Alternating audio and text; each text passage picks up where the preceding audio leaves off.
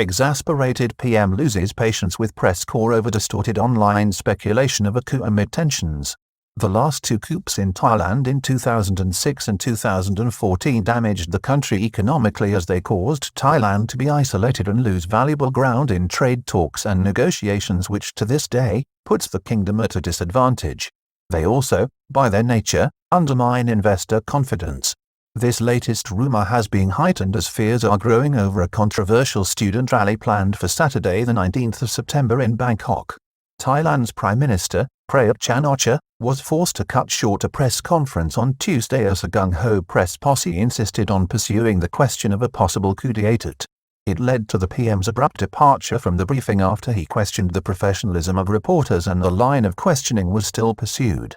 Later, an army spokesman described online commentary of a possible coup linked with army training exercises as a distortion, while key army leaders denied any such possibility. Thai Prime Minister Prayut Chan-o-cha stormed out of a press briefing this week over heightened speculation of a coup. It comes as student protest leaders geared up for what could be a controversial rally in central Bangkok on Saturday, the 19th of September.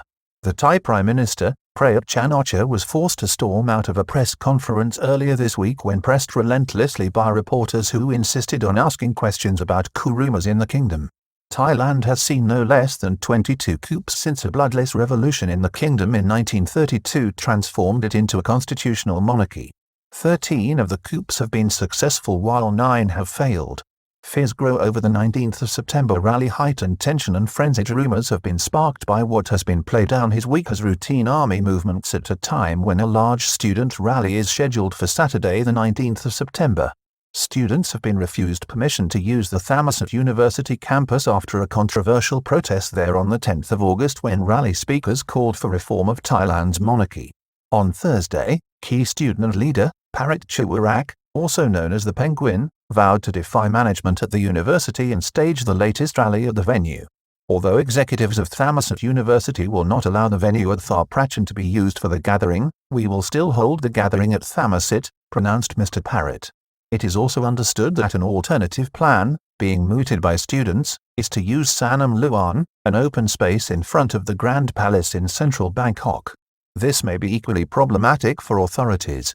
Coups have damaged Thailand economically. Economists in Thailand, in recent years, have been critical of the economic impact of the last two coups in 2006 and 2014, which, while helping to quell political unrest in the kingdom, led to the country being placed in a somewhat isolated position within the international community for several years. This has impacted Thailand's economic development through its inability to sign and progress free trade deals and pacts with other countries worldwide, notably with the European Union, which recently signed a comprehensive free trade agreement with Thailand's emerging and key competitor for investment in Southeast Asia, Vietnam. Pushed Thailand closer to China. The coups, undoubtedly, also drove Thailand to become more closely aligned with China, which does not place an emphasis on human rights and democracy. This has begun to impact the kingdom adversely since the United States ratcheted up its trade campaign against Thailand's northern neighbor, long seen by some Thai leaders as an unstoppable economic force. The two coups also undermined investor confidence in Thailand, which had been greatly enhanced by the landslide re-election of Thaksin Shinawatra as Prime Minister in February 2004. At that time, it appeared to the world that democracy was finally working in Thailand and that coups really were a thing of the past. The most recent coups in 2006 and 2014 were a response to divisive street protests which were deemed to have undermined the elected governments in 2006 of Thaksin Shinawatra and in 2014, that of his sister, Yingluck Shinawatra. In both instances, the army, through its intervention, sought to bring back stability and order. Prayut tells reporter to go home on Tuesday. The PM, in his own inimitable style, asked one persistent reporter to go home when confronted by a question relating to swirling online rumours. "Hey, go on, go home," General Prayut called out. In recent months, the Prime Minister has repeatedly emphasised that his government respects the freedom of the press. General Prayut regularly allows reporters questions but has also regularly used the opportunity to make his point in return. On Tuesday, he criticised reporters who insisted on follow-up questions. Reports of a coup appear to have started from an announcement by the army on the 28th of August that there would be troop and military vehicle movements in key provinces including Bangkok, Phitsanulok, Lopburi, Chiang Mai, Royet, Ubon Ratchathani and Kanchanaburi. Please read our earlier report.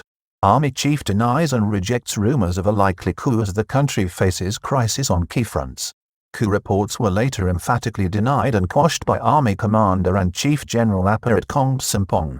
Army General promises to give more notice and context to the public in future Army drills. Army General Natapan Srisod, who works closely with General Prayat within the Center for COVID-19 Situation Administration, later clarified details regarding the troop movements and exercises.